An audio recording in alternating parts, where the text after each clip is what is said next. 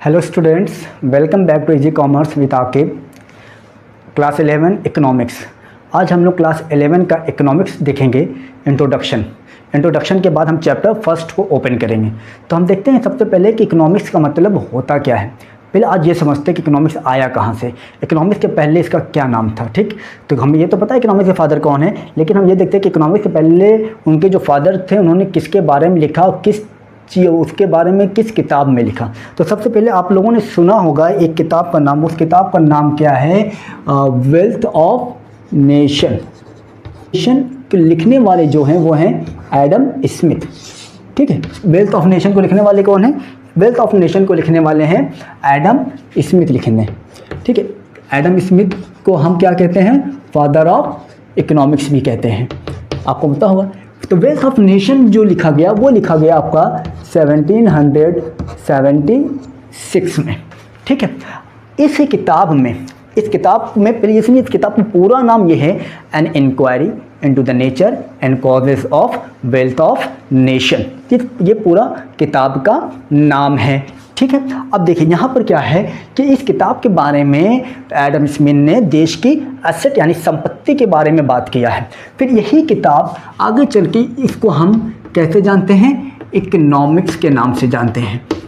ठीक है, किस नाम से जानेंगे? इकोनॉमिक्स के नाम से। इसके पहले इकोनॉमिक्स कैसे आया, इकोनॉमिक्स होता क्या है, इसके पहले हम ये देख लेते हैं कि इकोनॉमिक्स आया कहाँ से। इकोनॉमिक्स जो आया वो ग्रीक वर्ड को हम GW लिख रहे हैं। ठीक है, वर्ड को मैंने क्या लिखा है? GW। ग्रीक वर्ड के आइकोनोमिया यानी इकोनॉमी जो आया है वो आइकोनोमिया से आया है। भाई इसको और आसान करें तो और आसान समझने की कोशिश करिए कि ये इकोनॉमिक्स ग्रीक वर्ड के दो शब्दों से मिलकर बना है। वो दो शब्द क्या है?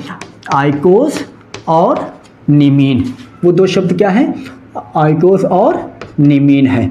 ठीक है, ये कौन से वर्ड हैं? ये आपके ग्रीक वर्ड हैं, भूलिएगा मत। मैं आपको लिख दे रहा हूँ यहाँ पे GW।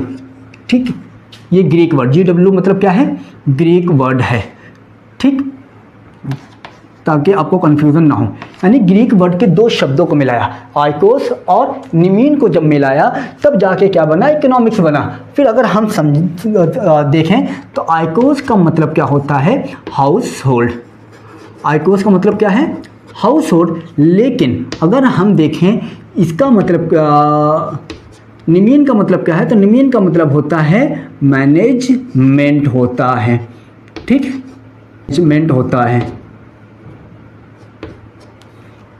अब अगर इन दोनों को मिलाया जाए, ठीक है, इन दोनों को अगर मिलाया जाए तो क्या बनता है? Management of house hold. Management of house hold, ये इकोनॉमिक्स का मीनिंग बना। ठीक है, ये इकोनॉमिक्स का क्या बन गया?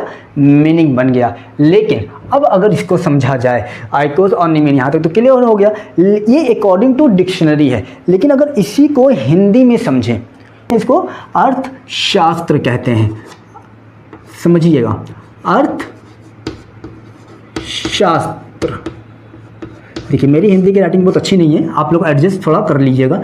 अर्थशास्त्र कहते हैं ना, अगर इसी को हिंदी में समझें तो अर्थ और शास्त्र, इसमें भी दो शब्द हैं, जहां पर अर्थ का मतलब होता है वेल्थ यानी पैसा। ठीक है, लेकिन वहीं पर अगर हम शास्त्र के बारे में समझें तो क्या होता है? To study. जैसे पूरा को मिलाएं तो क्या बनेगा? To study about wealth. To study about wealth यानी पैसे के बारे में अध्ययन करना, पैसे के बारे में स्टडी करना, वेल्थ के बारे में स्टडी करना, दैट इज इकोनॉमिक्स। क्या कह रहा है? वेल्थ के बारे में स्टडी करना, कमाने की बात नहीं किया है। क्या कह रहा है? वेल्थ के बारे में स्टडी करना, दैट इज इकोनॉमिक्स। अच्छा, अगर हम कमाने लग जाए तब, अगर हम कमाने लगेंगे तो इनफ्लो आउटफ्लो शुरू हो जाएगा, यानी एक्सपेंस और इनकम शुरू हो जाएगा, तब वो इकोनॉमिक्स नहीं होगा, वो क्या बन जाएगा? इकोनॉमी बन जाएगा। दोनों में डिफरेंस समझिएगा। अगर पैसे के बारे में स्टडी कर रहे हो, पैसे के बारे में पढ़ रहे हो, कैसे पैसे के बारे में पढ़ने का मतलब क्या है? जैसे अभी आप पढ़ रहे हो, क्यों पढ़ रहे हो? पर्पस क्या है? लाइफ में सक्सेसफुल होना है। सक्सेसफुल कब होगे? जब आपको आपके अकॉर्डिंग, आपके मुताबिक आपको बेस्ट ऑफर मिले, जॉब मिले, अच्छा नौकरी करने लगोगे, बिजनेस करने लगोगे, यानी आप पैसा कमाने लगे। जब पैसा कमाने लग जाओगे तो वो इकोनॉमी बन जाएगा। लेकिन अभी पैसे के बारे में पढ़ रहे हो, स्टडी कर रहे हो, दैट इज इकोनॉमिक्स। ये सारा का सारा मैं अभी आपको अकॉर्डिंग टू डिक्शनरी बता रहा हूँ, ठीक है। ये हो गया आपका अर्थशास्त्र। लेकिन अगर अब इकोनॉमिक्स को हम और अच्छे से समझे और डिटेल में समझे तो ये क्या होता है? It studies the problem of choice। Economics का मीनिंग क्या आ रहा है? It studies the problem of choice. Problem of choice का मतलब क्या हुआ कि हमारे पास चॉइस बहुत होते हैं, एक चॉइस नहीं होता, बहुत सारे चॉइस होते हैं। क्यों? रीजन प्रॉब्लम ऑफ चॉइस क्यों आ रहा है? प्रॉब्लम ऑफ चॉइस अराइज सिर्फ उन वजह से होता है, यानी प्रॉब्लम ऑफ चॉइस अराइज होने के टोटल 3 कारण है। There are 3 causes. पहला, ह्यूमन वांट्स आर अनलिमिटेड। जब हमारे वांट्स अनलिमिटेड होंगे तो जाहिर सी बात है प्रॉब्लम ऑफ चॉइस होगा। अब हमें लगता है नहीं, हमें ये भी कपड़ा चाहिए, वो भी कपड़ा चाहिए, ये भी खाने को चाहिए, वो भी खाने को चाहिए, पिज्ज़ा भी चाहिए, मोमोज भी चाहिए, बर्गर भी चाहिए, तो प्रॉब्लम ऑफ चॉइस आया। प्रॉब्लम ऑफ चॉइस क्यों है? क्योंकि हमारे वांट जो है अनलिमिटेड है। दूसरा क्या कह रहा है? वो क्या रिसोर्सेज हैव अल्टरनेटिव यूसेज, या फिर resources are scarce. Resources are scarce का मतलब रिसोर्सेज आर लिमिटेड। रिसोर्सेज का मतलब यहाँ पर वेल्थ यानी पैसा, यानी हमारे पास जो पैसा है वो तो लिमिटेड ही है। सारा चीज़ तो हम क्या कर सकते हैं? एक्वायर तो कर नहीं सकते, सारा चीज़ तो हम ले तो सकते नहीं, कुछ ना कुछ तो हमें कॉम्प्रोमाइज़ करना पड़ेगा, कुछ ना कुछ तो हमें पोस्टपोन करना पड़ेगा। आज ये ले लेते हैं, कल वो ले लेते हैं, क्योंकि हमारे पास जो रिसोर्सेज है वो लिमिटेड है। पहला, उस रिसोर्सेज का अल्टरनेटिव यूजेज है, इस वजह से ये प्रॉब्लम क्रिएट होता है। अब देखिए दूसरी चीज, अब इसी को समझने के लिए फिर क्या हुआ? इकोनॉमिक्स के 2 पार्ट हुए। क्या क्या हुए? पहला आया क्या? और यहां पर मैक्रो, ग्रीक वर्ड के मैक्रो को जब उठाया गया तो इंडिया में फिर इसको क्या नाम दिया गया? माइक्रो, MACROS, या फिर एस हटा दीजिए आप, ठीक है, मैक्रो ऐसा हटा देते हैं हम लोग ताकि आपको और अच्छे से समझ में आए, ठीक। यहाँ पर क्या बन गया? माइक्रो बन गया। आपका माइक्रो के यानी ग्रीक वर्ड से उठा, मैक्रो ग्रीक वर्ड से उठा, लेकिन इंडिया में मैक्रो क्या बन गया? माइक्रो और मैक्रो। इस हिसाब से अगर हम देखें तो इसकी जो मीनिंग होते हैं, इसके मीनिंग है स्मॉल, ठीक है। और अगर इसका मीनिंग देखें तो इसके मीनिंग क्या है? लार्ज। और दूसरे भाषा में अगर समझें, MCRO कट हो गया, MCRO कट हो गया, तो यहाँ पर बचा क्या? यहाँ पर बच रहा है ए, जबकि ए का मतलब होता है एग्रीगेट। ए का मतलब क्या है? एग्रीगेट। तो यहाँ पर आई का मतलब क्या है? इंडिविजुअल, ठीक है। अब क्वेश्चन समझिए, अब अगर आसान भाषा में समझें तो it studies the problem of choice as an individual unit, या फिर फॉर एन इंडिविजुअल यूनिट, यानी it studies the problem of choice for an individual unit. अगर इंडिविजुअल यूनिट के बारे में देखें, इंडिविजुअल यूनिट के रिगार्डिंग अगर देखा जाए तो वो आपका माइक्रो में आएगा, और एज अ होल देखा जाए, एग्रीगेट मतलब टोटल, तो it studies the problem of choice as a whole, all over अगर देखा जाए प्रॉब्लम को, वो किस में आ जाएगा? आपका मैक्रो में आ जाएगा। जैसे आप जिस स्कूल में पढ़ रहे हो, उस स्कूल का सिर्फ आपके क्लास का, स्कूल से रिलेटेड, स्कूल के कंपेयर में अगर आपके क्लास का एग्जांपल दिया जाए तो आपका क्लास क्या है? माइक्रो है और स्कूल मैक्रो है। लेकिन अगर आपके ही क्लास में टोटल स्टूडेंट्स 40 स्टूडेंट्स हैं, 40 स्टूडेंट हैं, उन 40 में से अगर सिर्फ आपकी बात की जाए, उन 40 में से अगर सिर्फ आपकी बात किया जाए तो आप इंडिविजुअल हो गए, आप माइक्रो हो गए, और वो 40 लोग जो हैं 39 पूरे जो पूरी क्लास है 40 लोगों की, वो क्या बन जाएगा? मैक्रो बन जाएगा, ठीक। अगर इसका एग्जांपल देखें तो यानी it studies the problem of choice for an individual and it studies the problem of choice as a whole, या फिर एज अ लार्ज। यहाँ तक क्लियर हो गया होगा मेरे ख्याल से आपको। अगर अब ये थोड़ा सा मैं हट के बता रहा हूँ, ठीक है, इसका कोई लेना देना इससे नहीं है। ह्यूमन wants are unlimited, ठीक है, human wants are unlimited, but the means to satisfy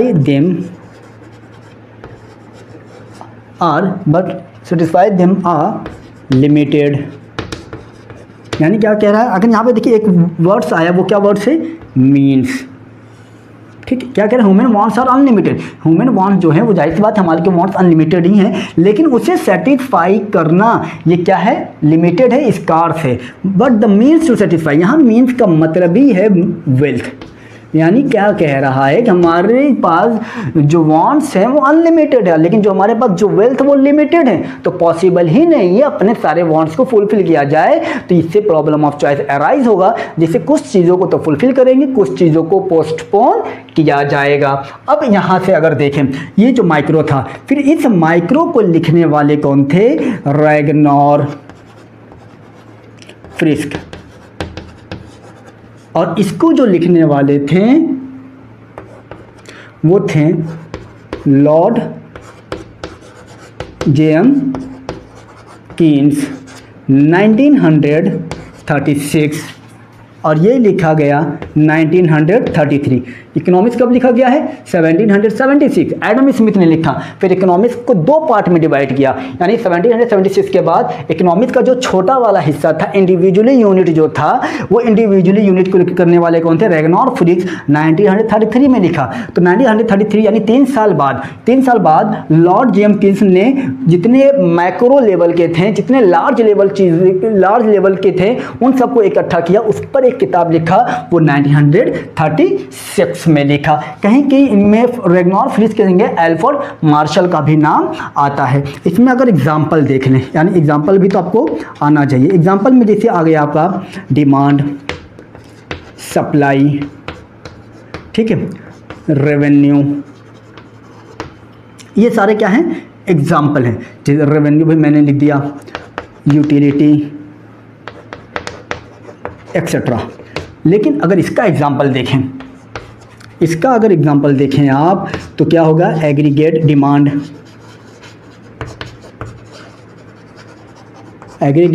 and supply, tax, ठीक है, national income, per capita income, inflation, ठीक, एक्सेट्रा। ऑल्सो नोन एज, यानी इन दोनों को और किस नाम से पुकारा जाता है, पुकारा जाता है, इनको हम प्राइस थ्योरी के नाम से भी जानते हैं। इनका दूसरा नाम क्या है, प्राइस थ्योरी है। और इनका जो दूसरा नाम है, इनकम थ्योरी। कहीं इनकम थ्योरी देखेंगे, कहीं इनकम एंड एम्प्लॉयमेंट थ्योरी भी कहा जाता है। इसलिए मैं दोनों बता रहा हूँ, ये मत कहिएगा कि मेरे बुक में तो वो है, मैंने ये बताया, इसलिए मैंने दोनों बताया। यानी macro economics is also known as price theory, macro economics is also known as income and employment theory. था पूरा इंट्रोडक्शन इकोनॉमिक्स का। अब अच्छा, ये एक मैंने अभी आपको क्या बताया था, एक इकोनॉमिक्स तो मैंने बता दिया, एक क्या बताया था, इकोनॉमी। इकोनॉमी क्या होता है, सवाल यह है कि इकोनॉमी क्या होता है। यानी economy it is a system in which people earn their living. यानी इकोनॉमी एक ऐसा सिस्टम होता है जहां पर इंसान अपनी जीविका चलाने के लिए पैसे कमाता है। ठीक है, इकोनॉमिक्स में क्या था, to study about wealth. Economics में मैंने टोटल कितने डिफिनेशन बताए, मैनेजमेंट ऑफ हाउस होल्ड बताया, एक हमने यहाँ पर बताया। ठीक है, अभी मेन इकोनॉमिक्स का मीनिंग हमने नहीं बताई, सब अकॉर्डिंग टू डिक्शनरी बता रहा हूँ मैं, ये भी सही है। लेकिन बट अभी जब हम पूरा बुक ओपन करेंगे तब हम आपको माइक्रो इकोनॉमिक्स और माइक्रो इकोनॉमिक्स सबके डिफिनेशन अलग अलग देखेंगे, ताकि आपका जो भी कन्फ्यूजन होगा वो दूर होगा और कॉन्सेप्ट को पूरी तरीके से क्लियर किया जाएगा। इनकेस फिर भी अगर आपको कोई भी डाउट हो तो आप कमेंट करके पूछ सकते हैं। वैसे तो अपने पूरा अच्छे से डिटेल में समझाया, फिर भी कहीं डाउट आता है तो कमेंट करके आप क्वेश्चन पूछेंगे, उस डाउट को भी क्लियर किया जाएगा। अब हम लोग इस चैप्टर को शुरू करेंगे, ये सिर्फ इंट्रोडक्शन था। ठीक है, now students let's understand the meaning of economics according to your book. अब हम लोग इकोनॉमिक्स का मीनिंग समझेंगे, उसके पहले हम लोग इकोनॉमिक्स के बारे में दो चीज़ समझें। पहला चीज़ तो ये कि जो ह्यूमन वांट्स हैं वो क्या है, अनलिमिटेड है। ह्यूमन वांट्स आर अनलिमिटेड, जिसकी वजह से प्रॉब्लम अराइज होता है, जिसकी वजह से प्रॉब्लम ऑफ चॉइस अराइज होता है। अच्छा, ये ह्यूमन वांट्स आर अनलिमिटेड के साथ साथ अगर हम बात करें तो जो रिसोर्सेज हैं वो रिसोर्सेज क्या हैं, रिसोर्सेज आर लिमिटेड। जब रिसोर्सेज लिमिटेड हैं और क्या कहते हैं ह्यूमन वांट्स अनलिमिटेड हैं, तो ऐसे केसेस में जो प्रॉब्लम ऑफ चॉइस होता है वो ज़्यादा होता है। फॉर एग्ज़ाम्पल, अगर आपको हम 100 रुपये दे दें और कह दें ये आपको 100 रुपये 3 दिन चलाना है, तो जाहिर सी बात है आपके माइंड में ये होगा ना कि ये 100 रुपये क्या है, ये 100 रुपये एक तो आपके लिए क्या है, रिसोर्सेज है। ये रिसोर्सेज जो है वो क्या है, नेचर में लिमिटेड है, आपके पास लिमिटेड है, लेकिन इसका जो वांट्स है वो मल्टीपल है। इसका वांट्स क्या है, मल्टीपल है। लेकिन इस रिसोर्सेज का इस्तेमाल जहां मन करेगा वहां आप नहीं करोगे, बल्कि क्या करोगे, इस रिसोर्सेज को एलोकेट करोगे। एलोकेट का मतलब क्या हुआ, इस रिसोर्सेज को 2-3 पार्ट्स में डिवाइड करोगे कि इस रिसोर्सेज यानी 100 रुपये का एक चीज़ पे खर्च नहीं करना है, बल्कि क्या करना है, इस 100 रुपये को हम 2-3 पार्ट में बांट देंगे। यानी किसी पे 20 रुपये खर्च करेंगे, तो किसी पे 40 रुपये खर्च करेंगे, किसी पे 10 रुपये खर्च करेंगे, इस तरीके से खर्च करेंगे। और जो चीज़ें हमारे लिए बहुत ज़्यादा नेसेसरी नहीं होगा उसको पोस्टपोन कर दिया जाता है, just because of limited resources. और हमारा जो वांट्स था वो क्या था, मल्टीपल वांट्स था। जब वांट्स अनलिमिटेड होंगे और रिसोर्सेज लिमिटेड हो गए, तो ऐसे केसेस में हमारे पास प्रॉब्लम ऑफ चॉइस होता है। ठीक, ये इकोनॉमिक्स के बारे में कुछ थोड़ा सा आपको बताया। अगर अब इकोनॉमिक्स का मीनिंग समझें, तो इकोनॉमिक्स का मीनिंग समझें तो इसका डिफिनीशन देखिए कैसे लिखते हैं हम, इसको याद नहीं करिएगा, ठीक है। इकोनॉमिक्स क्या है, एक सोशल साइंस है, ठीक है। सोशल साइंस यानी economics is a social science, ठीक। दूसरा क्या कह रहा है, which studies the way in which society क्या करता है, society uses its limited resources. Society क्या कर रहा है, सोसाइटी के पास जो रिसोर्सेज है वो लिमिटेड रिसोर्सेज होता है। उस सोसाइटी अपने रिसोर्सेज यानी लिमिटेड रिसोर्सेज का क्या करता है, यूज करता है। कौन से रिसोर्सेज का, जिसका अल्टरनेटिव यूजेज होता है। यानी क्या क्या कह रहा है, इकोनॉमिक्स क्या है, सोशल साइंस है, जिसमें सोसाइटी अपने लिमिटेड रिसोर्सेज का यूज़ करता है। कौन सा limited resources, which has alternative usages. अच्छा, किस चीज़ में इस्तेमाल करता है, वो इस्तेमाल करता है to produce goods and services. बात समझी। अब क्या कह रहा है कि इकोनॉमिक्स क्या है, is a part of social science which studies the way in which society usage it's limited resources. कौन सा लिमिटेड रिसोर्सेज, जो उसके पास है, वो उसका जो उसका सोसाइटी के पास जो रिसोर्सेज है वो नेचर में लिमिटेड है, लेकिन उस लिमिटेड रिसोर्सेज के बहुत सारे यूजेज हैं, अल्टरनेटिव यूजेज हैं। और उस अल्टरनेटिव यूजेज से which has alternative usages to produce goods and services. अच्छा, गुड्स एंड सर्विसेज क्यों प्रोड्यूस कर रहा है, ताकि वो क्या कर सके, to distribute among different group of people, among different group of people। ये आपका डिफिनीशन है, इसको मैंने शॉर्ट में कर दिया, याद नहीं करना। सबसे पहले क्या करना है, इकोनॉमिक्स क्या है, सोशल साइंस है, ठीक है। दूसरा चीज़ क्या कह रहा है कि सोसाइटी क्या करता है, सोसाइटी लिमिटेड रिसोर्सेज का यूज़ करता है, जिसका अल्टरनेटिव यूजेज होता है। किस चीज़ में इस्तेमाल करता है, वो गुड्स एंड सर्विसेज बनाने में इस्तेमाल करता है। क्यों बनाता है गुड्स एंड सर्विसेज, ताकि वो डिफरेंट ग्रुप ऑफ पीपल तक पहुँचा सके, उससे पैसा अर्न कर सके, पैसा बना सके। क्योंकि हर इंसान का ये मेन एम होता है कि वो पैसा ज़्यादा से ज़्यादा करें। एक तो डिफिनीशन ये हो गया। दूसरा डिफिनीशन अगर हम देखें इकोनॉमिक्स के बारे में, यानी इकोनॉमिक्स के बारे में अगर देखें तो दूसरा डिफिनीशन और इजी है। दूसरा definition, social science concerning with the allocation of scarce resources where, ये 3 चीज़ याद रखिएगा। कंज्यूमर क्या चाहता है, सेटिस्फैक्शन चाहता है, एंड प्रोड्यूसर क्या चाहता है, प्रॉफिट मैक्सिमाइज करना चाहता है।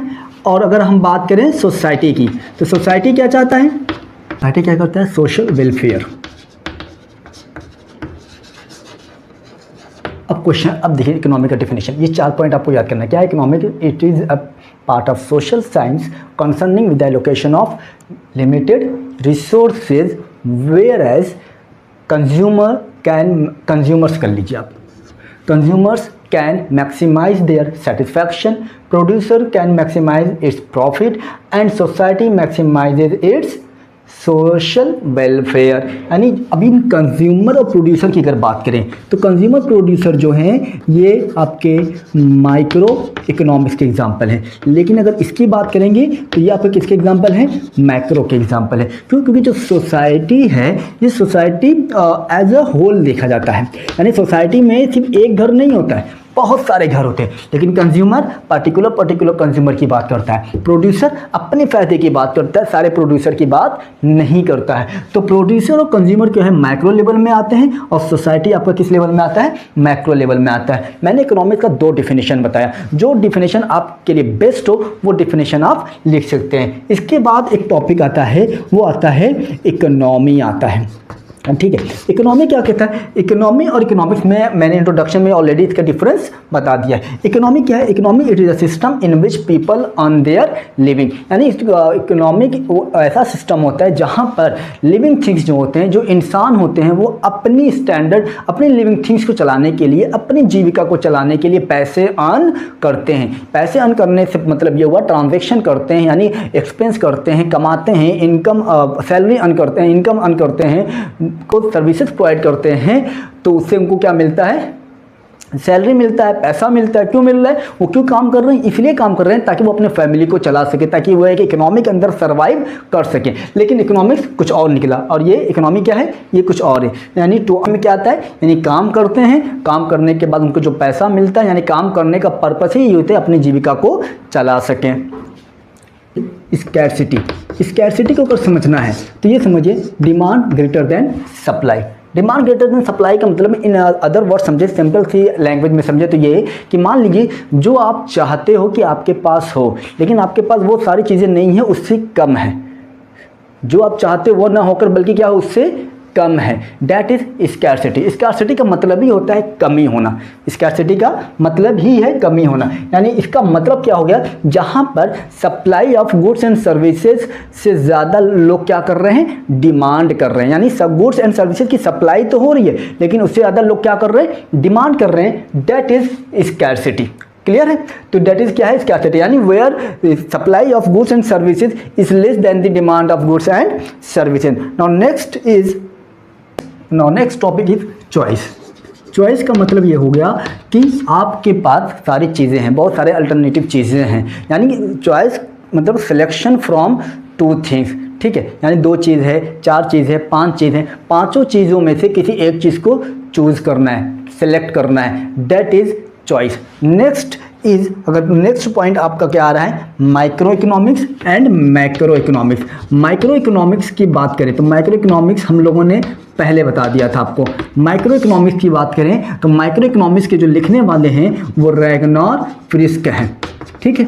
रैगनार फ्रिस्क जिन्होंने लिखा था 1933 में। इसका मतलब क्या हो गया कि when the problem of choice are studied as एक इंडिविजुअल यूनिट, यानी जब द प्रॉब्लम ऑफ चॉइस को क्या होगा, जब हम उसे एज अ इंडिविजुअल यूनिट देखेंगे तो वो हमारा क्या कहलाएगा? Micro economics. In other word ये कह सकते हैं इट स्टडी, दूसरा डेफिनेशन है ये कह सकते हैं कि it studies the economic behaviour of individual economic unit. यानी माइक्रो इकोनॉमिक्स की बात करें तो माइक्रो इकोनॉमिक्स हमेशा स्मॉल लेवल पर ही बात करता है।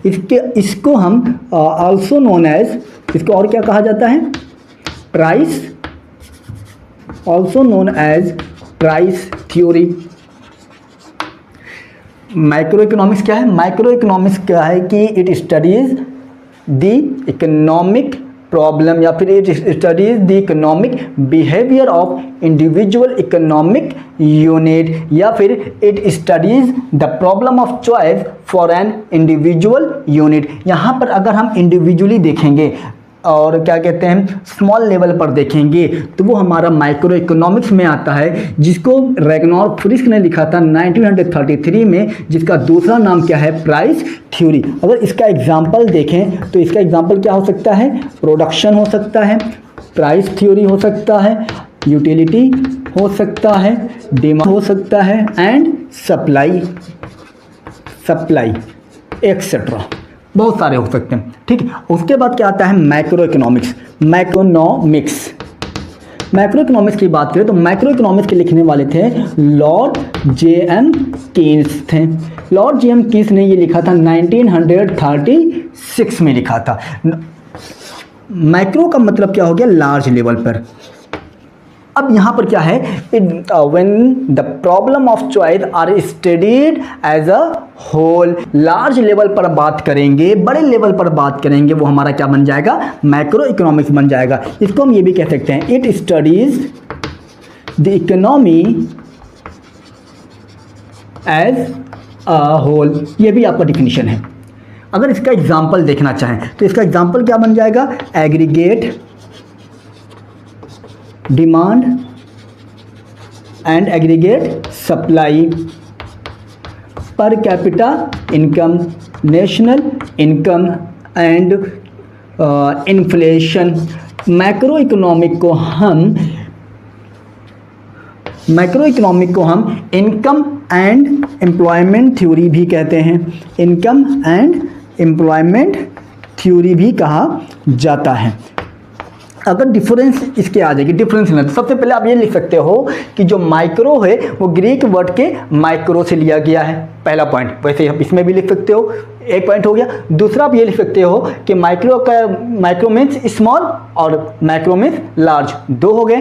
तीसरा आप ये लिख सकते हो माइक्रो इकोनॉमिक्स के डिफिनीशन और मैक्रो इकोनॉमिक्स के डिफिनीशन। चौथा आप ये लिख सकते हो कि माइक्रो इकोनॉमिक्स के लिखने वाले कौन थे, रैग्नॉर्क फ्रिस्क 1933 में लिखा था। इनको लिखने वाले कौन थे, लॉर्ड जे.एम. कीन्स, जो कि 1936 में इन्होंने लिखा था। पांचवा पॉइंट आप ये लिख सकते हो, इसके एग्जाम्पल लिख सकते हो। इससे आपको 5 पॉइंट मिल जाएगा, जिससे आपको आसानी से नंबर मिल सकता है। अगर रट कर जाएंगे तो डेफिनेटली आप उसको भूल जाएंगे। Positive economics and normative economics. First let's see positive economics. Positive economics को समझना है तो बहुत इजी है। पॉजिटिव इकोनॉमिक्स समझने के लिए आप पास्ट, प्रेजेंट एंड फ्यूचर, इन 3 चीज़ों अपने माइंड में आप रखिए। पास्ट के बारे में बात हो रहा है, प्रेजेंट के बारे में बात हो रहा है, या फ्यूचर के बारे में बात हो रहा है, वो आपका पॉजिटिव इकोनॉमिक्स में ही आता है। अगर आप पर एग्जांपल दें, आप लोग क्लास 11 में हैं, देखिए ये हर क्लब स्कूल में होता है, मैं आपको समझाने के लिए बोल रहा हूँ। फॉर एग्जाम्पल मान लीजिए कोई लड़का किसी लड़की को देखा, अब वो लड़का क्या हो रहा है, किसी लड़की को देखा, उसको अच्छी लगी, अब वो क्या कोशिश करता है, उसको इम्प्रेस करने की कोशिश करता है। उसको अच्छी लगी है, इसका मतलब प्रेजेंट टेंस है, वो किस में आ रहा है, पॉजिटिव इकोनॉमिक्स में। ठीक है, मान लीजिए पास्ट टाइम में जाए, क्योंकि पास्ट टाइम में बात नहीं, उसे अच्छी लग रही है, प्रेजेंट टाइम है, तो पॉजिटिव इकोनॉमिक्स। अब वो क्या सोच रहा है कि यार इसको कैसे इम्प्रेस किया जाए, फ्यूचर के बारे में सोच रहा है कैसे किया जाए, या फिर इसको कैसे इम्प्रेस करना चाहिए। अब ये आ गया। अब ये जब आएगा तब भी अगर अब कैसे इंप्रेस करना चाहिए, दैट इज नॉर्मेटिव इकोनॉमिक्स। कैसे किया जाए, दैट इज नॉर्मेटिव इकोनॉमिक्स। क्योंकि अब वहाँ पर क्या चाहिए, उसको ओपिनियन आ गया, उसको ओपिनियन की ज़रूरत पड़ रही कि कोई इसकी हेल्प करेगा। उसी तरीके से अगर हम बात करें जैसे पर कैपिटा इनकम की, अब देखिए वो मैंने समझाने के लिए आपको बोला था, पर कैपिटा इनकम की बात करें तो on the eve of independence की अगर बात करें तो on the eve of independence per capita income जो था वो 230 रुपीज़ था। तो 230 रुपीज़ था, तो वो क्या है, पॉजिटिव और नॉर्मेटिव, तो जाहिर सी बात है पॉजिटिव है। लेकिन अब इकोनॉमी क्या चाहती है कि लोगों का जो पर कैपिटा इनकम है वो बढ़ना चाहिए। अब कैसे बढ़ेगा, बढ़ना चाहिए, लेकिन कैसे बढ़ेगा, दैट इज नॉर्मेटिव इकोनॉमिक्स। अगर पास्ट, प्रेजेंट, फ्यूचर के बारे में बात कर रहा है, या फिर ये समझिए फैक्ट के बारे में बात कर रहा है, तो वो आपका किस में आता है, पॉजिटिव इकोनॉमिक्स में आता है। आज के डेट में अगर आप देखिए, आज के डेट में 2-4 साल पहले की डेटा जो है, इंडिया में 22% लोग गरीब हैं। इंडिया में नियर अबाउट कितने लोग गरीब हैं, 22% लोग गरीब हैं। अब ये बताइए ये क्या है, पॉजिटिव और नॉर्मेटिव, तो जाहिर सी बात ये क्या है, पॉजिटिव है। अब क्वेश्चन ये है कि 22% को किस तरीके से और कम किया जाए, यानी हमें ज़्यादा से ज़्यादा लोगों को रोजगार देना चाहिए, जिससे लोग रोजगार मिलेगा तो लोग पैसा कमाएंगे, घर बार बनवाएंगे। अब ये किस में आएगा, नॉर्मेटिव में आएगा। एंड फिगर दोनों आते हैं, लेकिन कंडीशन क्या है, पास्ट प्रेजेंट या फ्यूचर से ये क्या होना चाहिए, रिलेटेड होना चाहिए, ये वेरीफेबल होता है, ठीक है। और तीसरा पॉइंट इसमें ये कह सकते हैं, इसमें वैल्यू जजमेंट नहीं होता है। ये तीन चीज़ों को याद रखिएगा, ठीक। लेकिन अगर अब बात करें हम किसकी, नॉर्मेटिव की बात करें, नॉर्मेटिव में क्या है, नॉर्मेटिव में ये आ रहा है कि शुड क्या होना चाहिए, ठीक है, मस्ट, ठीक है। उसके बाद क्या कह सकते हैं, ought to be, ought to be, इनकी अगर बात किया जाए, जैसे गरीबी को कैसे हटाना चाहिए, ठीक। अब ये क्या कह रहा है, गरीबी को कैसे हटाना चाहिए, तो ये आपका किस में आ जाएगा, नॉर्मेटिव में आएगा। इसमें अगर हम बात किसकी होती है, ओपिनियन की बात होती है, लेकिन इसमें क्या है, ओपिनियन इंक्लूड नहीं है, इसमें हमारा वेरीफेबल नहीं होता, नॉट वेरीफाइड। क्यों नहीं, वो नॉट वेरीफाइड, ऐसा क्यों होता है कि वेरीफाई नहीं होता है, इसलिए वेरीफाई नहीं होता है क्योंकि यहाँ पर आपके ओपिनियन जानना चाहते हैं वो लोग, क्योंकि जब ओपिनियन जानना है तो वेरीफाई तो होगा नहीं, वेरीफाई तो तभी होगा ना जब पूरा डाटा अच्छे से कलेक्ट हो जाए, अदरवाइज वो होगा नहीं। इसमें वैल्यू जजमेंट नहीं होता है, लेकिन इसमें वैल्यू जजमेंट होता है, इसको याद रखिएगा, इसमें वैल्यू जजमेंट, और इसमें क्या है, वैल्यू जजमेंट है। ओपिनियन वगैरह की बात करेगा तो नॉर्मेटिव में है, यानी प्रॉब्लम को कैसे सॉल्व करना है वो आपको किस में आ जाएगा, नॉर्मेटिव में आएगा। और क्या चल रहा है, क्या था, डेट इज हमारा पॉजिटिव इकोनॉमिक्स होता है। और जैसे फॉर एग्जांपल आज के डेट में अगर देखें तो गवर्नमेंट क्या कर रहा है, गवर्नमेंट ये कोशिश कर रहा है कि हमारा इंडिया डिजिटल इंडिया बने। अब कैसे बनाना है वो किस में आएगा, नॉर्मेटिव में आएगा, क्योंकि वैल्यू जजमेंट है। वैल्यू जजमेंट तभी होगा जब लोग अपना अपना अच्छा आइडिया देंगे, और जिसकी आइडिया गवर्नमेंट को पसंद आएगा उसको वो क्लियर कर देगा कि हाँ इसको अप्लाई किया जाएगा। जब भी किसी प्रॉब्लम को सॉल्व करना है, जैसे फॉर एग्जांपल इस वक्त इन्फ्लेशन ज़्यादा चल रहा है, पेट्रोल के दाम भाग रहे हैं, गैस के दाम भाग रहे हैं, एलपीजी की स्कैरसिटी है हमारी इकोनॉमी के अंदर। अब इस प्रॉब्लम को कैसे सॉल्व करना होगा, that is normative economics. LPG की शॉर्टेज है, दैट इज पॉजिटिव इकोनॉमिक्स। इस शॉर्टेज को कैसे खत्म किया जाए, that is normative economics. Petrol महंगा हो रहा है, that is positive economics. Inflation control कैसे किया जाए, that is normative economics. Now next is simple economy. Simple economy and complex economy. अब सिंपल इकोनॉमी क्या है, सिंपल इकोनॉमी ये होता है कि सिंपल इकोनॉमी वो इकोनॉमी होता है जहां पर हम लोगों पर ज़्यादा डिपेंड नहीं होते। जब लोगों पर ज़्यादा डिपेंड नहीं होंगे तो ऐसे केसेस में जो इनकम होगा वो क्या होगा, लो इनकम होगा। क्यों, क्योंकि हम लोगों पर ज़्यादा डिपेंड नहीं है। पहला चीज़ तो ये इनकम कम होगा, और दूसरा क्या कह रहा है कि वांट्स जो होंगे मल्टीपल तो होंगे लेकिन इनॉर्मस नहीं होंगे। वांट्स क्या है, वांट्स हमारे मल्टीपल तो होंगे बट इनॉर्मस नहीं होंगे, बट नॉट इनॉर्मस, ये चीज़ हो गया। दूसरी चीज़ इसमें क्या कह रहा है कि अगर इसकी बात करें तो लोगों के पास जो डिग्री ऑफ एक्सचेंज होगा वो भी लिमिटेड होगा। तीन चीज़ें बोला है, अगर जब हम लोगों पर ज़्यादा डिपेंड नहीं होंगे, जब लोगों पर ज़्यादा डिपेंड नहीं होंगे तो सैलरी यानी इनकम भी लोगों का कम होगा। दूसरा क्या होगा, वांट तो मल्टीपल होंगे लेकिन क्या होगा, बहुत ज़्यादा बड़ा नहीं होगा, बहुत ज़्यादा इनॉर्मस नहीं होगा। तीसरा डिग्री ऑफ जो एक्सचेंज होगा वो भी लिमिटेड होगा। अच्छा, डिग्री ऑफ एक्सचेंज अगर आप ज़्यादा चाहते हैं, डिग्री ऑफ एक्सचेंज मतलब एक्सचेंज ऑफ नॉलेज। अब ऐसा कब होगा, जैसे फॉर एग्जांपल जिस स्कूल में आप लोग पढ़ रहे हो, अब वहाँ पर क्या होता है कि स्कूल क्या है, किसी टीचर पे अगर ज़्यादा डिपेंड है, जिसको स्कूल को पता है अगर ये टीचर हमारे यहाँ से रिज़ाइन कर देगा तो इस सब्जेक्ट का टीचर हमको मिलने वाला नहीं है, तो ऐसे केस में टीचर के ऊपर स्कूल पूरा डिपेंड है, तो वो टीचर इसका पूरा फ़ायदा उठाकर सैलरी ज़्यादा लेता है। लेकिन जिस भी टीचर पर स्कूल कम डिपेंड है कि भाई तुम छोड़ोगे कोई और आ जाएगा, हमेशा उस टीचर को सैलरी यानी इनकम कम, सैलरी कम दिया जाता है। और जब सैलरी कम दोगे तो उसका जो डिग्री ऑफ एक्सचेंज है, नॉलेज जो देता है वो भी नॉलेज बहुत अच्छा प्रोवाइड नहीं करेगा। वो क्या कहेगा, बस आ रहे हैं काम करेंगे जाएंगे, बस वो आएगा टाइम पास करने के लिए, फिर वहाँ से चला जाएगा। ये आपका सिंपल इकोनॉमी है। लेकिन जब हम बात करेंगे कॉम्प्लेक्स इकोनॉमी, कॉम्प्लेक्स इकोनॉमी क्या है, हम टोटली डिपेंड होंगे दूसरों पर। क्या होंगे, टोटली डिपेंड होंगे। जब टोटली डिपेंड दूसरे पर होंगे तो हमारा जो इनकम होगा वो क्या होगा, हाई इनकम होगा।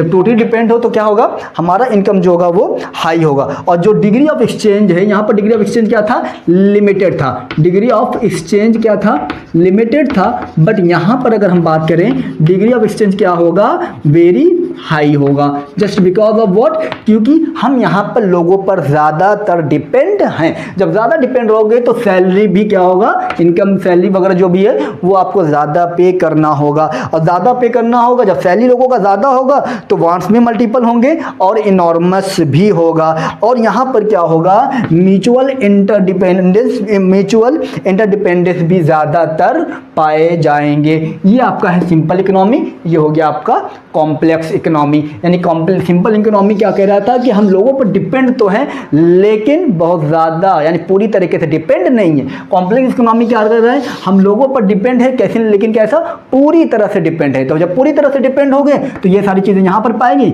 यहाँ पर हम पूरी तरह से डिपेंड नहीं है तो यहाँ पर हमको ये सारी चीज़ें मिल रही है। Now next topic is types of economics. तो there are totally 3 types of economics.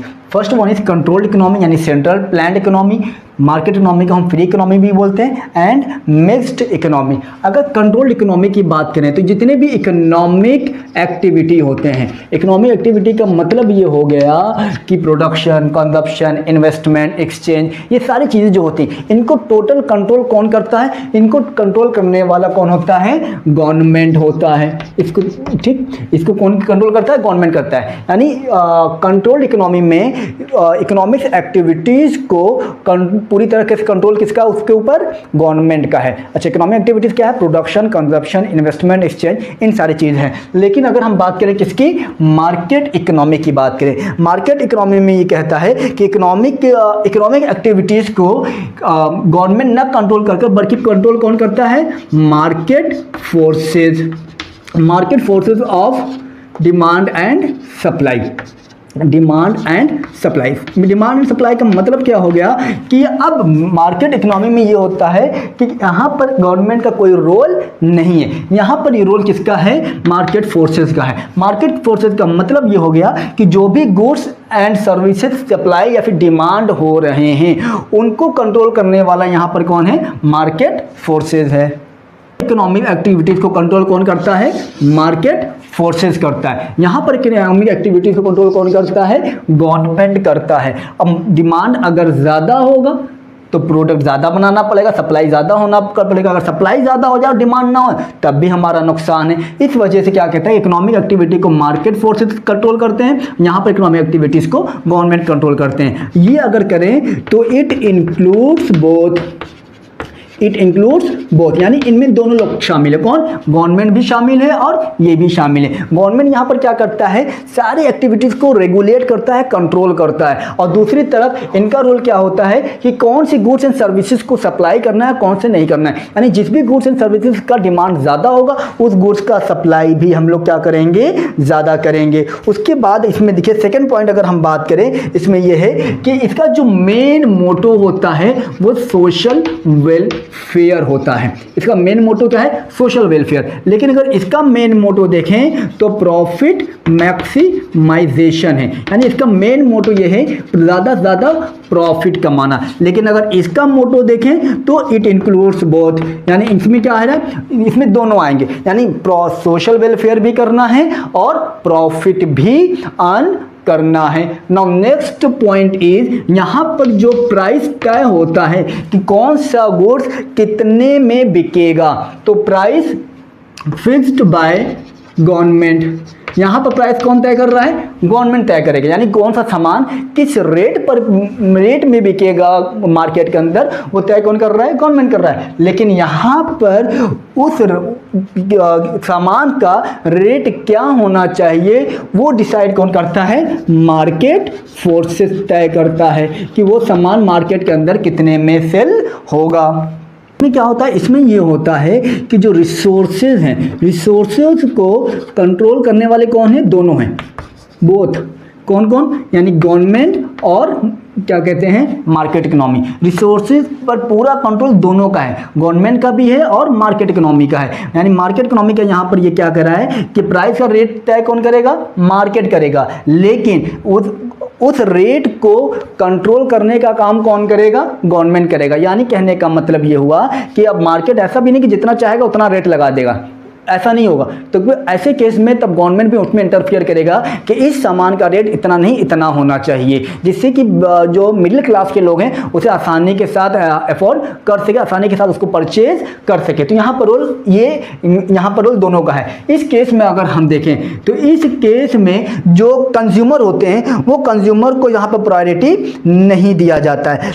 तो यहाँ पर कंज्यूमर क्या है? कंज्यूमर को प्रायोरिटी नहीं दिया जाता है। यहाँ पर डिसीजन कौन लेता है? गवर्नमेंट डिसीजन लेता है कि कौन सा प्रोडक्ट बनेगा और कौन सा प्रोडक्ट नहीं बनेगा। लेकिन अगर इस वाले केस में देखें तो यहां पर कंज्यूमर को प्रायोरिटी दिया जाता है, यानी कंज्यूमर इज अ किंग। यहां पर अगर हम बात करें, यानी कंज्यूमर जैसा डिमांड करता है मार्केट इकोनॉमी वैसा प्रोडक्ट उसके लिए प्रोड्यूस करता है। फिर यहां पर देखें तो यहां पर क्या है? कंज्यूमर को प्रायोरिटी तो दिया जाता है, लेकिन उसके साथ साथ ये पीडीएस जो है, पीडीएस का मतलब क्या हो गया? Public distribution system. वो ये इंश्योर करता है कि पब्लिक को जो गुड्स की नीड है वो गुड्स उसके तक आसानी के साथ पहुंच जाए, उसको उस तक पहुंचने के लिए कोई प्रॉब्लम ना हो। ये होता है पीडीएस। पीडीएस का मतलब क्या है? Public distribution system. यानी गवर्नमेंट इसमें ये देखता है कि जो इंसान जिस चीज़ का डिमांड कर रहा है, जो भी एसेंशियल गुड्स है, वो एसेंशियल गुड्स पब्लिक के पास आसानी से पहुंच जाए। यानी इसमें दोनों आ गए, लेकिन यहाँ पर क्या है? कंज्यूमर को प्रायोरिटी नहीं दिया जाता और यहाँ पर कंज्यूमर को प्रायोरिटी दिया जाता है। यहाँ पर गवर्नमेंट के हिसाब से प्रोडक्ट को प्रोड्यूस किया जाएगा